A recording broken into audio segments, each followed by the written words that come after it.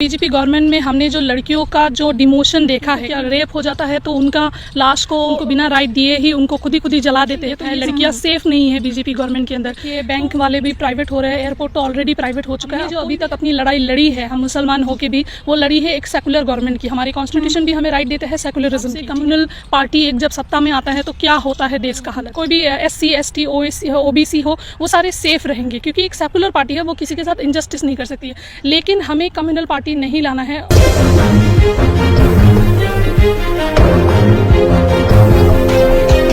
नमस्कार, आदाब, सत श्री अकाल, नमो बुद्धाय, गुड आफ्टरनून। आप सभी देख रहे हैं नेशनल इंडिया न्यूज़ और मैं ज्योति। जिस तरह से ठंड का मौसम बढ़ता जा रहा है, वैसे ही जो यूपी चुनाव की सरगर्मियां हैं, जो गर्म माहौल चल रहा है, वो भी देखने लायक है। और ये भी कहा जा रहा है कि ये सरकार का अंत होने वाला है, बीजेपी सरकार का अंत होने वाला है, क्योंकि जिस तरीके से 69,000 शिक्षक भर्ती की बात करें, किस तरह से छात्रों पर लाठियां बरसाई जाती हैं, और यूपी चुनाव जिस तरह से जो गरमाया हुआ है, सियासी माहौल तेज है, उस पर बातचीत करने के लिए आज हमारे साथ मौजूद हैं अमीना अमीन सुल्ताना, जो कि एडवोकेट भी हैं और कांग्रेस लीडर भी हैं। तो आइए उनसे जानते हैं कि यूपी चुनाव पर क्या असर पड़ सकता है, और जिस तरह से यूपी चुनाव जितने पास आते जा रहे हैं, उस पर जनता का मूड है वो क्या कहता है। तो मैम, आपका बहुत बहुत स्वागत है नेशनल इंडिया न्यूज़ में।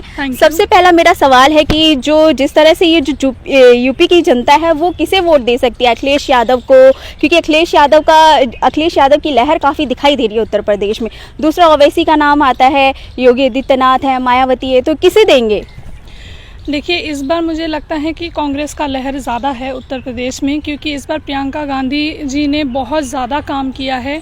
हर एक जगह पे वो फील्ड वर्क बहुत ज़्यादा किया है, हर एक मुद्दे को उन्होंने उठाया है, करारा जवाब दिया है उन्होंने यूपी के CM को। और जो राहुल गांधी जी है, वो यूपी नहीं, हालांकि पूरे इंडिया के हर एक मुद्दे को वो बराबर से उठा रहे हैं। ऐसा कोई मुद्दा नहीं है जिन पे वो बात नहीं करते हैं। बाकी भले ही जो सियासी मतलब पार्टीज़ है, वो लोग भले ही नहीं करते हैं, लेकिन हमारे कांग्रेस के लीडर्स बराबर से उठा रहे मुद्दे को और बराबर से फील्ड वर्क कर रहे हैं, जिससे मुझे अभी यही लगता है कि लोग भी इस समय कांग्रेस से प्रभावित है और आगे आने वाले टाइम पे कांग्रेस को ही वोट देंगे। प्रियंका गांधी कहती हैं कि लड़की हूँ, लड़ सकती हूँ, तो किस तरह से जो यूपी की महिलाएं हैं, उनको किस तरीके से देख रहे हैं? उनका क्या प्रभाव पड़ेगा यूपी चुनाव पर? देखिए, जो बीजेपी गवर्नमेंट में हमने जो लड़कियों का जो डिमोशन देखा है कि उनको लड़कियों को क्या रेप हो जाता है तो उनका लाश को मतलब बिना फैमिली मेम्बर्स को मिलाए है या उनको बिना राइट दिए ही उनको खुद ही जला देते हैं। तो ये सब जो हमने एक डिमोशन देखा है, लड़कियां सेफ नहीं है बीजेपी गवर्नमेंट के अंदर। तो प्रियंका गांधी वाड्रा ने जो ये लड़की हूँ, लड़ सकती हूँ, इस चीज़ को जो लाया है, इस आइडिया को जो ला के उत्तर प्रदेश में रखा है, इसको एक नया मोड़ दिया है उत्तर प्रदेश में। लड़कियां अब जो हैं वो खुल के बाहर आई है कि वो भी दे आर ऑल्सो समवन, ठीक है। तो उस हिसाब से अब लड़कियां इस 40% क्योंकि वो हो गया है, तो अब लड़कियां जो है इस पे बहुत ज़्यादा मतलब चेंज लाएंगे यूपी पॉलिटिक्स में। और यूपी चुनाव में देखा जाए कि 69,000 जो शिक्षक अभ्यर्थी हैं, उन पर यूपी पुलिस द्वारा लाठियां भांजी जाती हैं, और जिस तरह से प्राइवेटाइजेशन किया जा रहा है लगातार, इसको लेकर कि क्या ये सारे मुद्दे यूपी चुनाव पर प्रभाव डालेंगे? जी ज़रूर, क्योंकि अभी देखिए बैंक वाले भी प्राइवेट हो रहे हैं, एयरपोर्ट तो ऑलरेडी प्राइवेट हो चुका है। अब कोई भी ऐसा अब रहा नहीं है, गवर्नमेंट प्रॉपर्टी उस हिसाब से रही नहीं है जो प्राइवेट नहीं रही है। अब गवर्नमेंट लोगों की गवर्नमेंट जॉब्स नहीं है। अभी आप देखिए, वरुण गांधी जो कि बीजेपी के ही नेता है और इतने बड़े नेता है, वो खुद बोल रहे हैं कि गवर्नमेंट इस बात पे सीरियस क्यों नहीं है लोगों के एम्प्लॉयमेंट को लेके या फिर गवर्नमेंट जॉब्स को लेके। लोग इतने बेरोज़गार हो गए हैं, कोरोना वायरस से तो और ज़्यादा बेरोज़गार हो गए हैं, ठीक है। तो अब हमारे नेता तो आवाज़ उठा ही रहे हैं। इनफैक्ट कि अब बीजेपी वालों को भी अब मतलब एहसास हो गया है कि उनका क्या है। तो इसीलिए जो है बीजेपी अब मतलब पूरी तरीके से इसमें विफल हो चुकी है। मेरा आखिरी सवाल ये है कि अगर भविष्य में ओवैसी यूपी चुनाव जीतते हैं या CM बनते हैं, तो क्या कुछ नज़ारा होगा?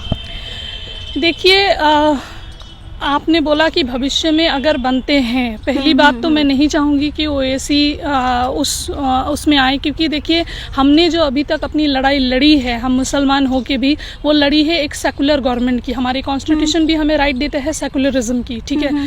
तो अब हमने बीजेपी को हमने देख लिया है कि वो किस हिसाब से कम्युनल पार्टी एक जब सत्ता में आता है तो क्या होता है देश का हालत। भले ही आज मुस्लिम्स को लग रहा होगा कि ओवैसी हमारा प्रोटेक्टर है, ओवैसी आ जाएंगे तो हमें बहुत अच्छा होगा, तो डेफिनेटली उनका सोचना भी जायज़ है, क्योंकि यूपी में या इंडिया में जो मुसलमानों का हालात हो गए हैं तो इस समय मुसलमान को वो बात फील हो रही है। लेकिन मुसलमान ने पिछली 75 ईयर्स सेकुलर पार्टी मतलब जो कांग्रेस पार्टी के अंदर भी वो लोग रहे हैं, तो हमेशा से उन्होंने वो सेकुलरिज्म फील किया है और हमेशा से वो सेफ रहे हैं। तो आने वाले टाइम पे कांग्रेस जैसी एक सेकुलर पार्टी के अंदर अगर मुस्लिम्स रहेंगे तो मुस्लिम हो, हिंदू हो, कोई भी पार्टी हो या कोई भी SC ST OBC हो, वो सारे सेफ रहेंगे, क्योंकि एक सेकुलर पार्टी है, वो किसी के साथ इनजस्टिस नहीं कर सकती है। लेकिन हमें कम्युनल पार्टी नहीं लाना है, और क्योंकि कम्युनल पार्टी आज तो सही रहेगा, शायद आज सही रह भी जाए, लेकिन आने वाले टाइम पे फिर वही बात है कि फिर जिस हिसाब से हमने बीजेपी को हटाने के लिए आज हम लड़ रहे हैं, फिर एक टाइम पे हमें वो ओवैसी के लिए लड़ना पड़ेगा। यूपी चुनाव का किंग मेकर किसे देखना चाहती हैं आप? मैं तो प्रियंका गांधी ऑफ कोर्स मैं चाहती हूँ कि कांग्रेस ही आए। बिल्कुल। तो ये थी हमारे साथ अमीना मिन सुल्ताना। तो इनका साफ तौर पर यही कहना है कि कांग्रेस ही आनी चाहिए यूपी चुनाव में। फिलहाल बस इतना ही। देखते रहिए नेशनल इंडिया न्यूज़। शुक्रिया। तो अगर आपको पसंद आया हो तो इसे लाइक करें, कमेंट करें, शेयर करें, और हाँ, हमारे चैनल को सब्सक्राइब करना ना भूलें, ताकि देश विदेश से जुड़ी खबरें आप मिस ना करें, क्योंकि कोरोना काल में 2 गज दूरी, मास्क है जरूरी। नमस्कार।